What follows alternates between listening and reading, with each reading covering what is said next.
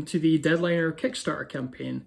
I'm Dave Cook, the writer and creator of Deadliner, and I just wanted to start this video with a little introduction to what Deadliner actually is. It's a psychological horror comic that is kind of focused on feelings of creative anxiety, stress, imposter syndrome, depression, burnout, all those kind of feelings that people might get when they're being creative, whether that's writing a comic book or composing a piece of music, drawing something. No matter what it is, these are all feelings that I think many people feel. And the comic kind of came to the back of my mind when I started to notice lots of people on Twitter and Facebook and all these other outlets, talking about how kind of burned out they were with projects. They were stressed out over deadlines and perhaps just not feeling very confident in their own abilities. They were looking at people who were putting out great work and thinking, why am I that good? Or, I should be, producing stuff at the same kind of rate as my peers. But, as any sort of creative person will tell you, a lot of this stuff is just in your head, right? So I wanted to make a comic that really, showcased all of those mixed emotions that come with creating a project. And just to sort of say, hey, if you feel bad about these things or you encounter these things and they make you feel low, you're definitely not alone. We've all been there. So Deadliner is a sort of horror concept around that sort of idea. And it basically focuses on a struggling writer who one day his best friend dies. And this triggers in him all these sort of feelings about, am I burning myself out too much? Am I pushing myself too hard? Am I going to die if I, or suffer some sort of really bad health scare if I keep down this path? Unfortunately, though, he can't just quit because he has a really tight deadline for his new novel.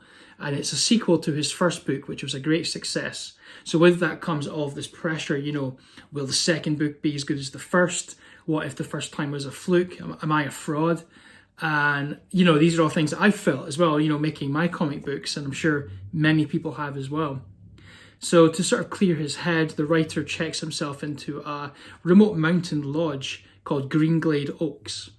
And he goes there to basically, refresh his mind and sort of find himself creatively and stuff. But as many people will know, he sits down, it's nice and quiet, and all of a sudden the ideas start popping into his head and they won't let him, rest for just a moment. And that sort of breaks his mind. And then the book gets really psychologically strange at that point. Reality starts to merge with fiction. The residents of the lodge start appearing strangely and acting strangely. And every night in his dreams, the writer is whisked away to increasingly gruesome and horrific situations that he has to learn to overcome. Will he finish his book before the deadline? Will he, survive with his mind intact? Well, you'll need to find out by backing the book. And I just want to give a big shout out to our creative team. Donna A. Black is our artist, and some of the work that's been produced for this book by Donna is just phenomenal. It's all kind of painterly, abstract, very out there and kind of trippy and weird, but also there's so many layers to it all. It's a very different style of comic that I've worked on before as well. So narratively, most of the comic is told through monologues. Because we all have that internal voice, when we're creating things, is this good enough? Could I do better? Why can't I produce things as fast as everyone else, So most of the book is this internal sort of voice of the writer that I'm sure many people watching this will find familiar.